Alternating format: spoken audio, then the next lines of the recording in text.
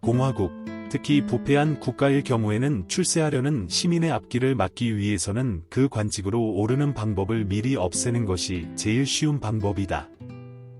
이와 반대로 어떤 사람이 출세를 위한 계획을 세울 때 각각의 장단점을 잘 따져서 계획을 선택해야 한다. 그렇지 않을 경우 자신에게 치명적일 것이다. 이와 관련된 사례로 키케로의 사례가 있다. 키케로는 안토니우스를 무너뜨리기 위해 원로원의 옥타비아누스에게 권력을 넘겨주어야 한다는 의견을 제시했다. 원로원은 키케로의 의견을 받아들이고 옥타비아누스에게 모든 권력을 넘겨주었다. 이를 통해 원로원과 키케로는 안토니우스의 부하들이 예전에 카이사르의 부하였기에 옥타비아누스의 이름을 듣고 모두 옥타비아누스 쪽으로부터 결국 안토니우스가 홀로 남는 것을 기대했다. 그러나 옥타비아누스가 안토니우스와 같은 편이 되었기에 키케로와 원로원은 역으로 당하게 되었다.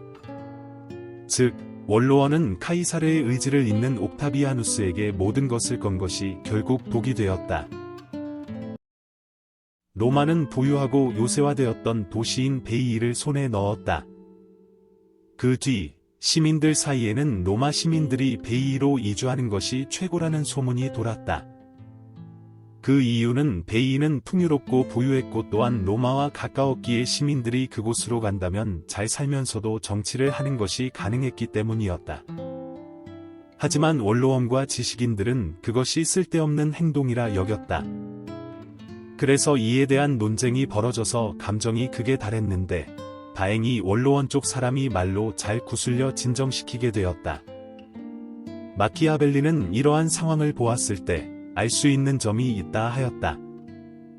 첫 번째는 대부분의 시민들은 겉보기로만 판단하여 겉으로 보기에 좋아 보이는 것에 속아 결국 자신이 망하게 되는 일인데도 불구하고 그 일이 추진되길 원한다. 두 번째는 시민들의 신뢰를 얻는 자가 일에 관해 해야 할지 말아야 할지 잘 구분하지 못하면, 그리고 그것을 시민에게 말하지 않으면 국가에 어떤 위기가 찾아올지 모른다. 만약 이전에 한번 속은 적이 있어 국가의 시민들이 어떠한 것도 믿으려고 하지 않는다면 국가의 멸망은 피할 수 없다. 그래서 시민들이 신뢰하지 못해 국가가 적절한 방법을 사용하지 못한 사례들이 생긴다. 그 예시로 퀸투스 파비우스 막시무스 베루코수스가 있다. 파비우스는 2차 포에니 전쟁에서 훗날 파비우스 전략이라 불리는 지구전 전략을 들고 왔다. 그러나 로마 시민들은 이 전략을 듣고 파비우스의 전략은 약았고 또한 이러한 전략을 사용하여 어떠한 이득도 얻지 못할 것 같아 반대했다.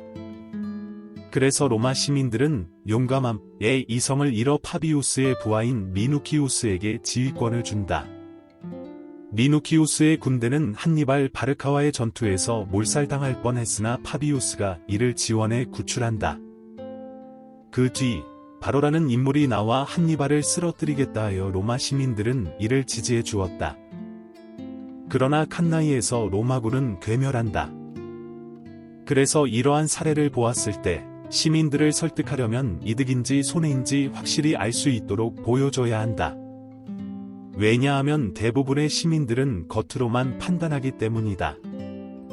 반대로 시민들은 겉으로만 보고 판단하지 말아야 한다. 실상은 겉보기엔 이득인 것 같아도 손해이고 반대로 겉보기엔 손해인 것 같아도 이득인 경우가 있기 때문이다. 지금까지 시청해주셔서 감사합니다.